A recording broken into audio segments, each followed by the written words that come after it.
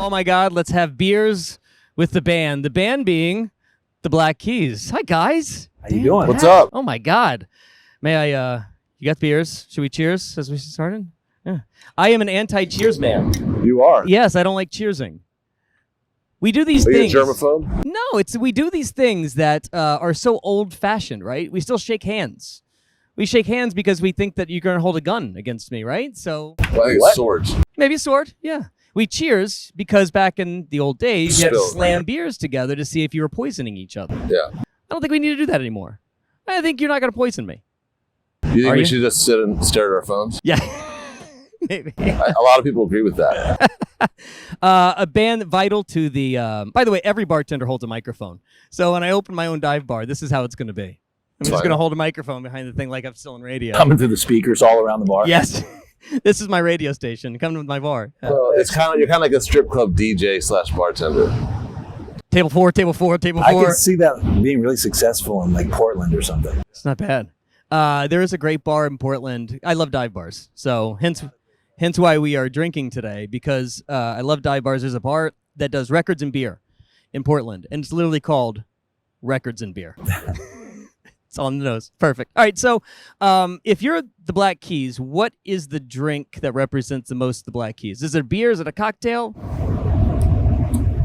Tab. Sure. The cocktail. Tap beer? You going light beer? You going an IPA?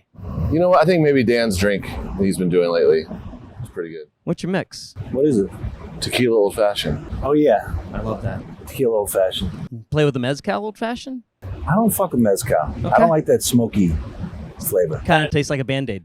Yeah. I got the last time I liked got it. sick from drinking. It was mezcal. It also keeps me up all night long. Like, You gotta worry about that cholesterol in the heart. It's getting that age, isn't it? So if you're in 2025, you look back at 2004. I first saw you guys at Bonnaroo 2004. Tiny little tent. What did you think the Black Keys were going to be come 2025 when you're standing at a tiny stage in 2004? I mean, that day, what we were thinking is, how soon can we get out of here? Because we were playing Friday at like 3 in the afternoon, and Yeah. we left, and we had like 10 weekend passes. We scalped them, and then we drove to Louisville and went to Godfathers 2. Godfathers 2, a strip club, and spent all the money. That we'd scalped, yeah. Epic night. That was an early success story. Early success story. That's a good move. Good financial move, by the way. Blow it out It strip was. club in Louisville. We've always been known as great businessmen. Cracked it in the industry. So if you would have said to 2004 Black Keys, what would you say to those kids? I don't know. We were up for the grind, and we still are. Yeah. Well, you do. I mean, you popped a baby out of nowhere. I mean, this thing was a totally unexpected child, isn't it? We've made a lot of music recently. Yeah. Yeah, we've done like I think this is our fourth or fifth album in 6 years. Inspiration's just billowing, huh? Just on a roll. Yeah. When you see so much change like you guys have, I mean, I think that you're part of the spine of rock and roll, right? If you've seen so much change in these 20 some odd years, whether it be in the industry or Nashville, I mean, even at home, you've seen the city change. You've watched all of this crazy. Is the Black Keys model even possible in 2025? The Black Keys in 2004, you think they could have done what you guys did in 2025 after 21 years? Well, you know, back then there was no social media.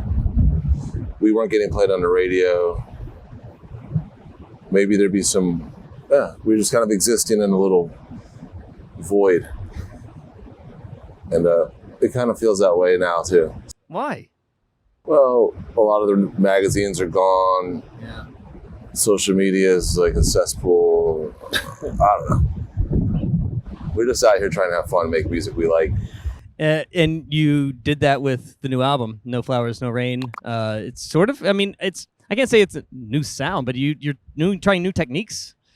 I read you got a whole new technique that you learned. Well, I mean, I think every record we make, we try to do something new. We try not to do the same thing over and over again. And for this record, we called a couple people that we'd always been curious about working with. And, it ended up being the first time we'd ever written with anyone who played piano. We worked with Scott Storch for the first time. You know, I think that's part of what makes it fun, is to kind of have to be a little different every time. How did it feel doing something like this in your own studio? I mean, you've done it before, but you're learning new techniques in your own home.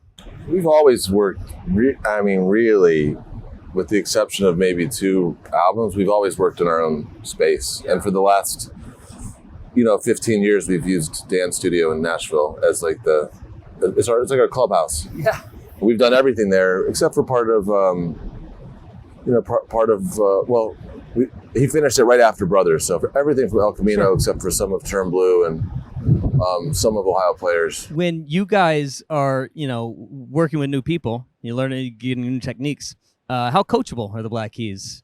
You guys amenable to new ideas that sound way out of the I think we're probably, we're way more open-minded now than we were when we started. When we started, we were like insecure and young and stupid and like didn't want to hear shit from anybody. And like we closed ourselves off to the whole world, and we made how many records and had never been on the radio. 4. It wasn't until we let somebody in our world, Danger Mouse, that like we started to really get some traction, and I think ever since then we've been really open to working with other people, and we find it enjoyable. It's like, and we're good at it, I think. And both being pretty accomplished producers, you can take these techniques and the things you learn from other people and then pass them along to the kids that show up in your rooms, huh?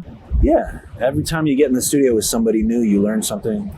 You see a new technique. And Danger Mouse always says, if you do a good job producing a record, you've just put yourself out of work because you've just created a new producer. And I agree with that. I mean, we learned so much from him, and I think every time his label Easy Eye is pretty much dedicated to helping, other artists get a footing, and every time we're working with another artist, I think a lot of it is, trying to help someone see their vision through and show them how we work, and but that's why when we make a record, it's really exciting to see how other people work, but it comes out kind of consistent because every time we create something, it's still based on, like a take of us playing live or like first or second take. It's our filter. Yeah. Ultimately our decisions at the end. So, and because this one came about so quickly, I mean, I'm guessing the writing process, the creative, it just that quick. I mean, I don't want to sound cocky, but I mean, I think if we went in the studio at any point, we spent 2 months on a record, we could make a record. We could make 6 records a year if we just stayed in the studio. Yeah.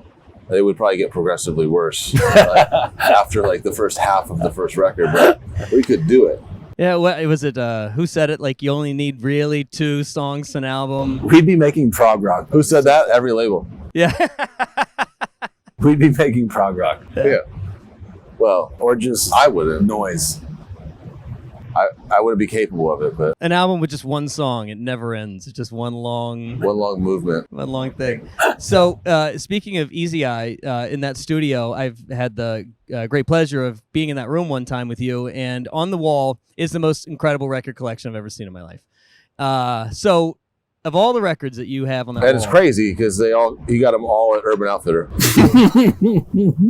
Syl Johnson will be so happy about that. So, of all the albums on the wall, what is the one that works in every situation, no matter who it is, no matter what the day is? What album on the wall can you put on anytime, anywhere? It's one of the J.J. Cale records.